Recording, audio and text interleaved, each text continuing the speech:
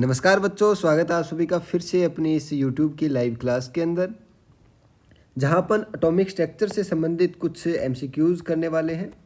जैसा कि आपको पता है, अपनी सुबह वाली क्लास के अंदर थ्योरी की क्लास में एटॉमिक स्ट्रक्चर कंप्लीट हो चुका है।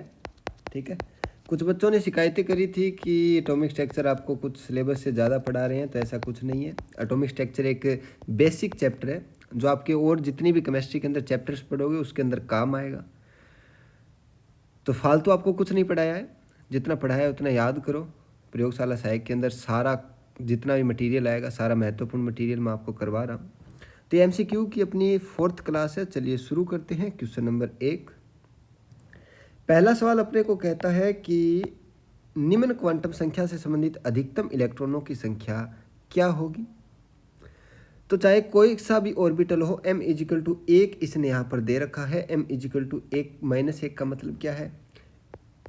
L का वैल्यू जो 0 हो तो S उपकोष से संबंधित है। यदि और S के अंदर कितने इलेक्ट्रॉन आ सकते हैं? अधिकतम 2 इलेक्ट्रॉन आ सकते हैं। ठीक है, तो यहाँ पे अपना उत्तर कौन सा हो जाएगा? ऑप्शन संख्या 4। कोई दिक्कत नहीं है, नेक्स्ट चलते हैं। क्वेश्चन नंबर 2 महत्वपूर्ण सवाल है। AIEEE 2012 के अंदर पूछा गया सवाल है। निम्न क्वांटम संख्या n व l द्वारा प्रदर्शित इलेक्ट्रॉनों को उनके बढ़ते ऊर्जा का बढ़ता क्रम क्या होगा? तो मैंने ऊर्जा के बढ़ते क्रम का आपको नियम बताया था, रूल बताया था। कौन सा? n+l rule. क्लास के अंदर करा रखा आपको। n+l रूल क्या होता है? तो देखो, जिसके n+l की वैल्यू अधिक होगी, जिसके n+l की वैल्यू अधिक होगी उसकी ऊर्जा भी क्या होगी? अधिक, है ना, कह सकता हूं मैं। तो देखो, A में चूज करते हैं अपन। n = 4 है और l = 1 है। ये 1 लिखा है, l है ये यहाँ पे। ठीक है, A = 4 है और l = 1 है, तो यानी कि n+l कितना आया इसमें? 5। ठीक है, B में ट्राई करो। B कहाँ पर है? ये रहा B। n = 4, l = 0, तो n+l की वैल्यू यहाँ पर कितनी आई? B में 4 आई। C का जिक्र करो तो n = 3 है, l = 2 है, तो ये भी संख्या कितनी आई? n+l यहाँ पे आ गया कितना? 5। D का जिक्र करो तो n = 3 और l = 1 होगा। ये k नहीं है, l है। एक सेकेंड, ये k नहीं, l है। ठीक है, तो D के लिए n+l की वैल्यू आ गई कितनी? 4। तो अपने को पता है 4 वालों की ऊर्जा कम है और 5 वालों की ऊर्जा ज़्यादा होगी। अब 4 में भी किसकी ज़्यादा माने किसकी कम? तो मैंने कहा था अगर सेम वैल्यू आ जाए तो जिसके n का मान अधिक होगा, जिसके n का मान अधिक होगा उसकी ऊर्जा भी अधिक होगी।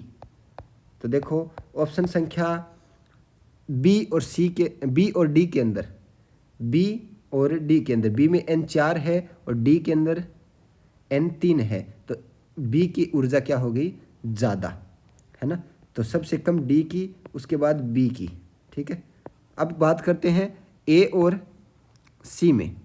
A और C की अगर बात करें तो सेम वैल्यू है, तो n का मान किस में ज़्यादा है? A के अंदर 4 है और C के अंदर 3 है। C वाले की ऊर्जा थोड़ी कम हो जाएगी, तो C और उसके बाद A। तो ऐसा कोई ऑप्शन अपने को मैच कर रहा है? DBCA। ये देखो DBCA ऑप्शन संख्या 2 देखो, है ना। तो ये अपना सही उत्तर आ जाएगा। क्लास के अंदर करवा रखा है, किसी को कोई समस्या नहीं है। चलो आगे। तीसरा महत्वपूर्ण सवाल इस प्रकार से है। परमाणु ऑर्बिटल का अभिविन्यास किस से निर्धारित होता है? परमाणु का जो ऑर्बिटल है, जो कक्षक है, उसका अभिविन्यास निर्धारित होता है। CBSE PMT 2006 के अंदर ये सवाल पूछा गया था। ऑप्शंस आपके सामने: मुख्य क्वांटम संख्या, चुंबकीय क्वांटम संख्या, चक्रण क्वांटम संख्या है, द्विगंशी क्वांटम संख्या। जिन बच्चों को आता है जल्दी से कमेंट करो, मैंने आपको क्लास के अंदर करवा रखा है। तो मुख्य क्वांटम संख्या हमें कोष के बारे में बताती है।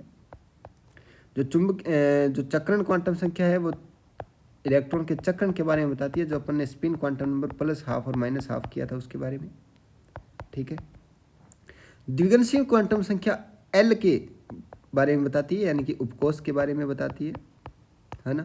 बची कौन सी? चुंबकीय क्वांटम संख्या, ये कक्षक के बारे में बताती है। अपने को क्या जाना है? ऑर्बिटल, यानी कि हिंदी में बोले तो कक्षक। तो कौन सा उत्तर आ जाएगा अपना? ऑप्शन संख्या ए, ये अपना उत्तर आ जाएगा। ठीक है, कोई दिक्कत नहीं है। चले आगे, चलो जी। नेक्स्ट है सवाल नंबर 4। सवाल नंबर 4 हमें कहता है हाइड्रोजन परमाणु के लिए निम्न में से कौन सा कथन सत्य है? AIEEE 2005 में पूछा गया सवाल है। हाइड्रोजन परमाणु के लिए निम्न में से कौन सा कथन सत्य है? जो बच्चे जल्दी से कर पाते हैं उनका कमेंट में आंसर करें आप जल्दी से। 3p orbital is lower in energy than 3d orbital. आपको एनर्जी का क्रम बताना है। ठीक है, किस प्रकार से बताओगे आप? 3p और 3d, n+l रूल लगा लो। n यहाँ पे 3 है, l कितनी आएगी? s के लिए l होती है 1, मैं लिख देता हूँ, चलो नीचे लिख देता हूँ, 1 सेकेंड। l की वैल्यू s के लिए होगी 0, p के लिए होगी 1, d के लिए होगी 2, f के लिए होगी 3।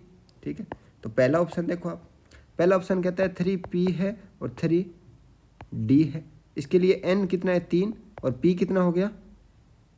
p के लिए l की वैल्यू 1, अरे n+l निकालो इसके लिए, इसके लिए n+l निकालो और इसके लिए भी n+l निकालो। तो 3p के लिए निकालोगे तो n की वैल्यू कितनी है? 3, और l की वैल्यू 1। इसके लिए n की वैल्यू 3 और l की वैल्यू d के लिए कितनी होती है? 2। तो ये आ गया 4, ये आ गया 5। ऊर्जा किसकी ज़्यादा है? 3d की। तो 3p orbital is lower in energy than 3d orbital. ये बोलता है भी 3p की एनर्जी कम है। नहीं, 3p की, हाँ सही है, 3p की एनर्जी क्या है? कम है। ठीक है, तो अपने को सत्य कथन ही बताना है, यही सत्य है पहला वाला। तो उत्तर कौन सा आ जाएगा? पहला। बाकी सारे आप चेक करके देख लो, गलत आएंगे सारे। अगला ऑप्शन क्या बोल रहा है? 3s orbital is lower in energy 3p orbital, बिल्कुल सही है। ये वाला भी सही है भाई। दूसरा, 3s की एनर्जी कम होती है 3p से। 3s 3p व 3d orbitals all have the same energy. नहीं, सेम एनर्जी नहीं होती, तो तीसरा वाला गलत है। 3s and 3p orbitals are lower energy in 3d orbital, बिल्कुल ये भी सही है। इस पर सत्य नहीं असत्य पूछा था, है ना? इसमें असत्य कर लो आप, 1 सेकेंड, सवाल में आप असत्य कर लो। मैं दोबारा करवा देता हूँ, थोड़ा सा सवाल में चेंजिंग है भाई। यहाँ पे कर लो आप क्या? असत्य।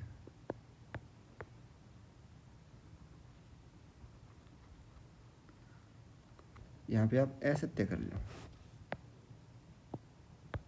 कथन असत्य है। ठीक है, अभी आप उत्तर दो, तो अभी अपना उत्तर कौन सा आ जाएगा?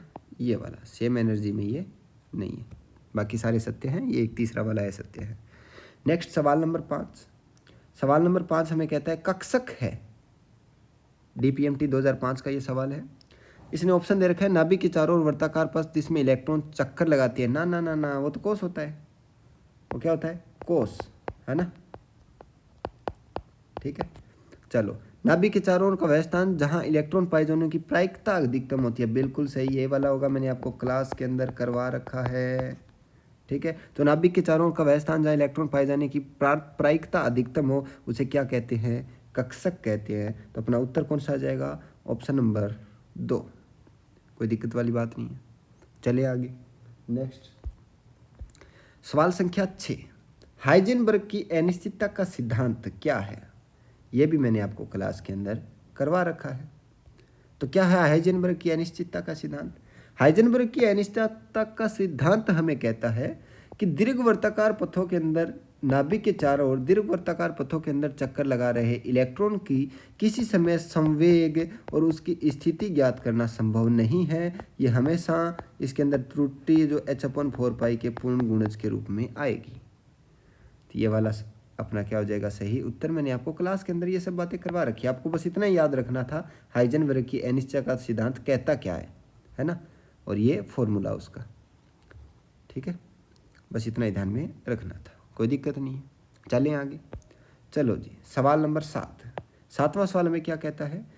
एक दिए गए परमाणु के चुंबकीय क्वांटम संख्या का मान -3 हो तो इसके लिए मुख्य क्वांटम संख्या का मान संभावित होगा। BHU 2005 के अंदर पूछा गया ये सवाल है। तो आपको पूछा है m का मान आपको दे रखा है क्या? m का मान आपको दे रखा है -3। तो इसके लिए मुख्य क्वांटम संख्या क्या होगी? देखो m का मान 3 है तो l का मान क्या होगा? देखो l से ही m आता है, अपन m का मान लिखते हैं -l से +l, ये लिखते हैं। तो l कहीं ना कहीं 3 होगा, l 3 है तो मैं कह सकता हूँ n कितना होगा? n 4 हो सकता है मैक्सिमम, क्योंकि l कितने लिखते हैं? l = 0 से n-1। मैंने आपको क्लास के अंदर क्वांटम संख्याएं करवाई थी, तो इस आधार पर अपन कह सकते हैं n की वैल्यू कितनी मिल सकती है हमें? 4। कहीं है क्या? बिल्कुल, ऑप्शन नंबर 4 देखो इसके अंदर, ये थोड़ा आगे पीछे लिखा हुआ है आज, ये वाला देखो ऑप्शन नंबर 4। कोई दिक्कत वाली बात नहीं है, कर सकते हो। अपने को क्या है? क्वांटम संख्या का मान बताना है, मुख्य क्वांटम संख्या। मुख्य क्वांटम संख्या होती कौन सी है? n होती है। मुख्य क्वांटम संख्या कौन सी होती है? n, यही तो बतानी थी। कर सकते हो आराम से, कोई दिक्कत नहीं है। उल्टा करके देख लो, n बराबर 4 है, इसके लिए l निकालो, कितनी आएगी? 0, 1, 2 और 3।